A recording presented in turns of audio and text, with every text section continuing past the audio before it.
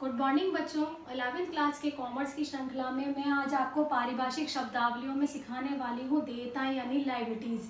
Liabilities किसे कहते हैं ये मैं आपको बताने वाली हूँ। लायबिलिटीज के क्या टाइप्स होते हैं वो मैं आपको बताने वाली हूँ। सबसे पहले शब्द है लायबिलिटीज यानी कि चुकाने योग्य, अर्थात व्यवसाय के द्वारा जो व्यवसाय के कोई भी बाहर का कोई व्यक्ति है या आंतरिक कोई भी व्यक्ति है, जो भी कोई उसका लेनदार है, उसको जो भी चुकाना होता है वह व्यवसाय के दायित्व कहलाते हैं।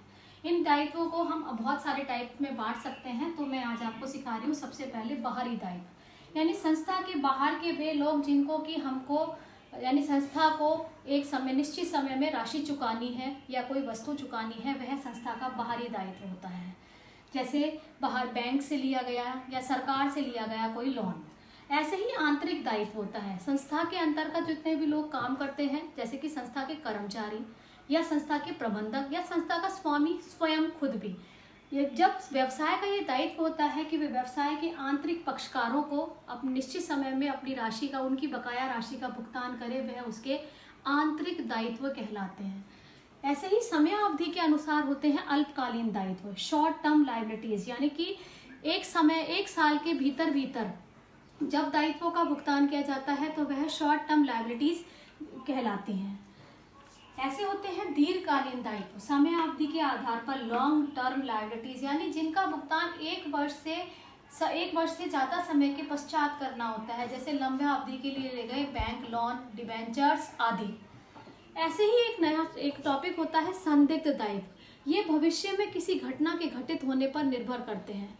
हो सकता है कि भविष्य में अपन को पैसा चुकाना पड़े, ना चुकाना पड़े, जैसे कि कोई न्यायालय में चल रहे विचाराधीन दावे या कोई केस चल रहा है। यदि हम केस हार गए तो हमको पैसा चुकाना पड़ेगा, तो वह दायित्व होते हैं संदिग्ध दायित्व। ये परिस्थितियों पर निर्भर करते हैं।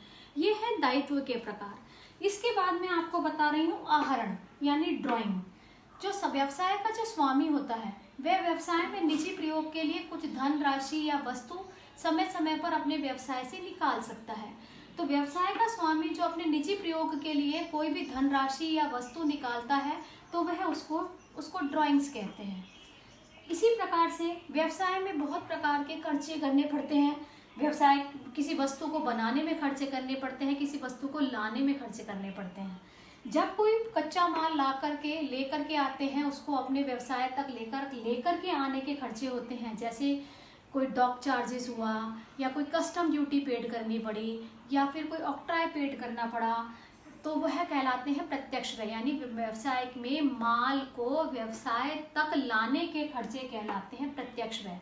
अब माल आपकी फैक्ट्री में आ गया या कंपनी में आ गया या व्यवसाय में आ गया, उसके बाद उसको बनाने के भी मजदूरों को पेमेंट सैलरी देनी होती है, या फिर कोई गोदाम के खर्चे करने होते हैं, या फिर ऑफिस के खर्चे करने होते हैं, या सेलिंग करने के लिए कोई विज्ञापन व्यय करने होते हैं, तो वह कहलाते हैं अप्रत्यक्ष व्यय।